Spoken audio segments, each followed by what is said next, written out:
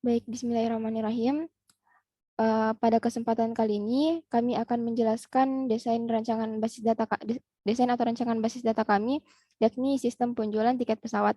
Namun sebelum menjelaskan hal tersebut, pertama-tama izinkan kami memperkenalkan diri. Kami dari kelompok 3 yang terdiri atas 5 anggota. Pertama, Alif Tommy Saputra, kedua Andi Basti Ati Ulang, kemudian saya sendiri Nurul Heratunisan, lalu Reski Padilla dan Rista. Kami dari Prodi Teknik Komputer, jurusan Teknik Informatika dan Komputer, Fakultas Teknik Universitas Negeri Makassar.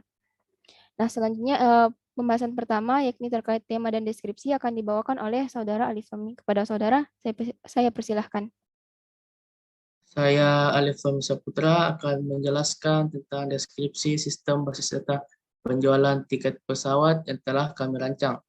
Sistem basis data yang akan dibangun adalah sistem cerdas berbasis web yang digunakan untuk menjual tiket pesawat dengan memanfaatkan Wireless Application Protocol dengan disingkat dengan WAP, yang merupakan sebuah protokol aplikasi yang memungkinkan internet bisa diakses menggunakan ponsel dan perangkat nirkabel wireless lainnya. Proses utama yang dilakukan dalam penjualan yaitu proses merekam data yang terdiri dari memasukkan data pembeli, rencana penerbangan, dan maskapai.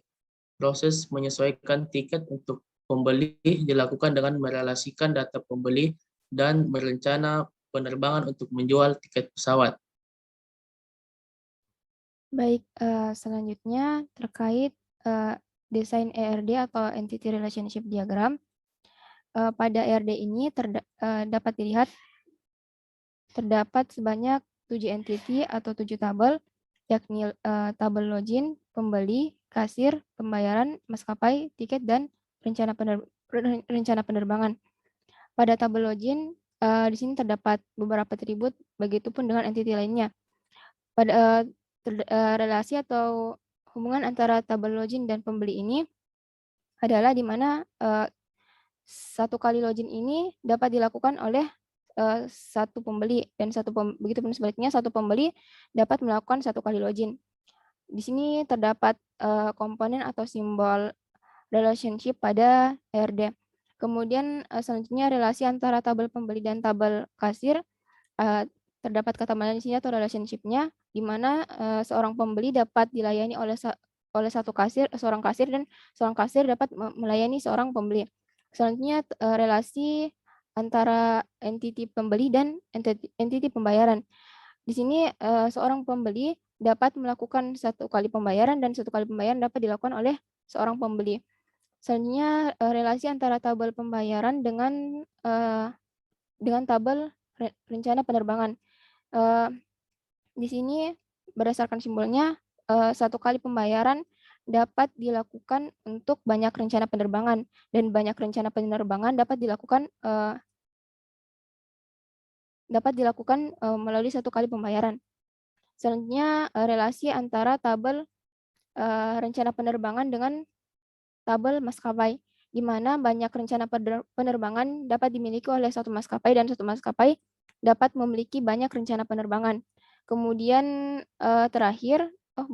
satu dari terakhir, relasi antara tabel rencana penerbangan dengan tabel tiket di sini, di mana banyak rencana penerbangan dapat dimiliki oleh satu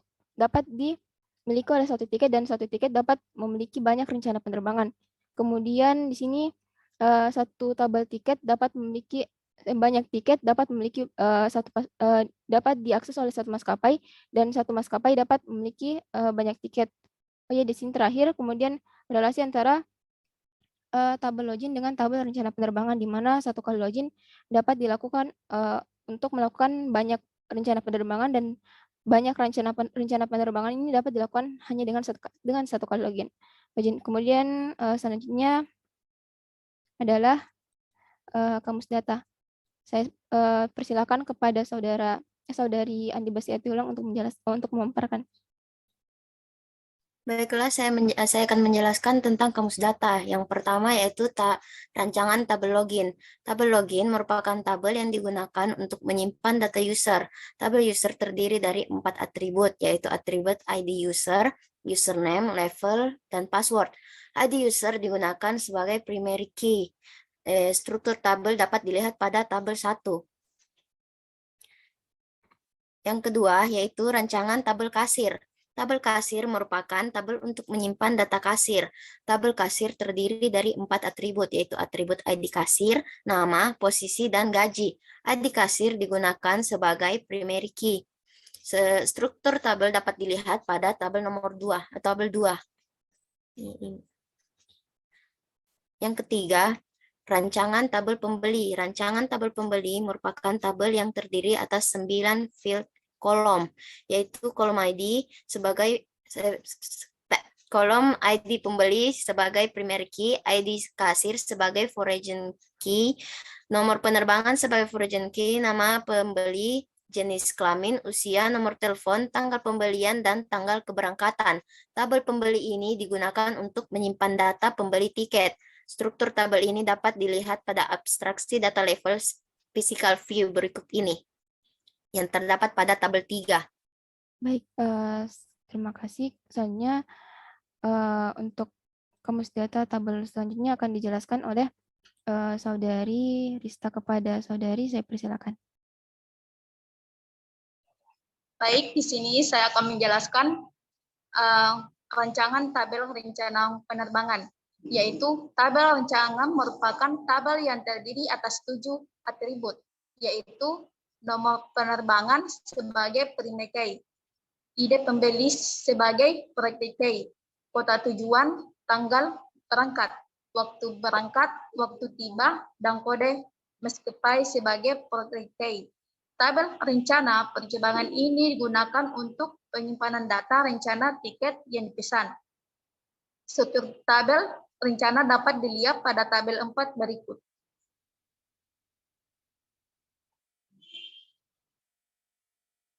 Dan kelima, rancangan tiket, tabel tiket. Tabel tiket merupakan tabel yang terdiri atas 8 atribut, yaitu atribut kolom ID tiket sebagai primary key, ide pembeli sebagai primary key, nomor penerbangan sebagai primary key, asal, kota tujuan, kelas, nama, maskapai, dan harga. Tabel tiket ini digunakan untuk menyimpan dan pemesanan tiket.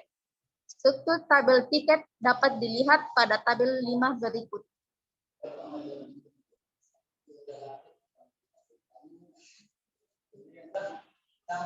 Pada tabel 6 yaitu rancangan tabel maskapai. Tabel ini digunakan untuk menyimpan data maskapai atau perusahaan penerbangan yang akan melayani calon penumpang. Tabel ini tersusun atas 2 kolom pilot, yaitu kolom kode maskapai sebagai primary key dan kolom nama maskapai. Struktur tabel maskapai dapat dilihat pada tabel 6 berikut.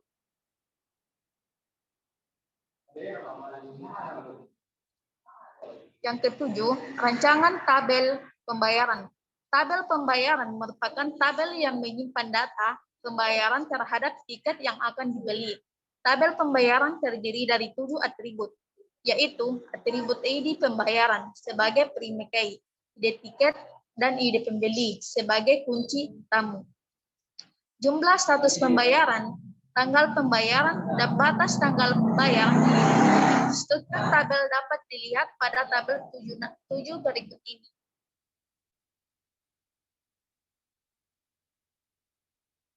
Baik, terakhir pembahasan terkait desain relasi tabel akan dibawakan oleh Saudara Reski Padilla. Oleh Saudari Reski Padilla. Kepada Saudari, saya persilakan.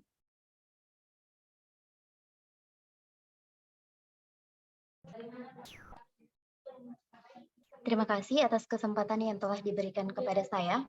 Di sini saya akan menjelaskan mengenai desain relasi antar tabel, di mana pada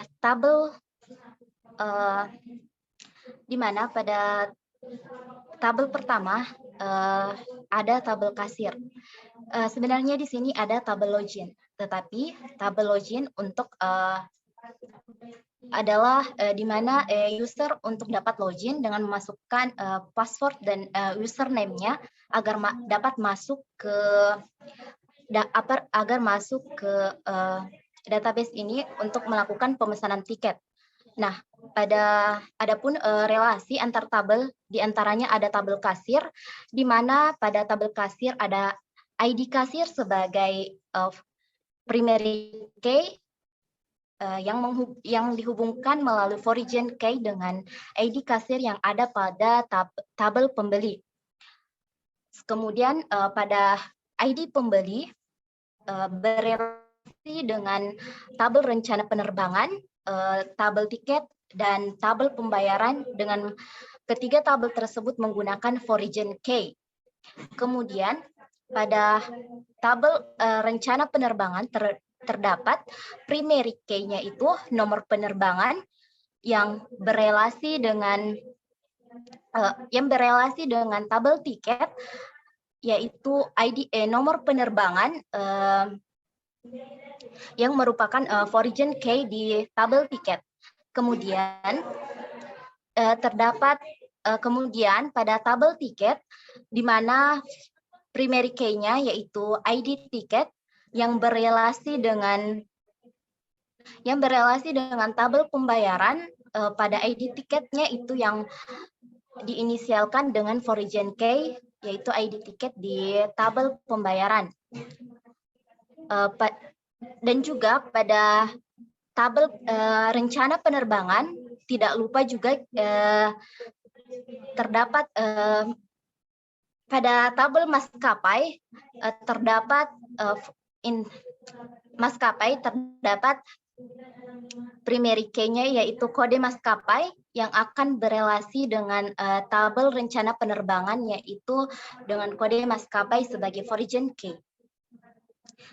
Mungkin itu saja yang dapat saya sampaikan mengenai relasi antar tabel. Saya serahkan kembali ke moderator. Baik, terima kasih kepada teman-teman yang sudah menjelaskan. Baik, mungkin cukup sekian penyampaian materi dari kami. Lebih dan kurangnya kami mengucapkan mohon maaf dan mohon kiranya untuk memberikan koreksi apabila terdapat hal yang perlu dikoreksi. Sekian, akhirul kalam. Wabillahi taufiq wal hidayah. Wassalamualaikum warahmatullahi wabarakatuh. Terima kasih.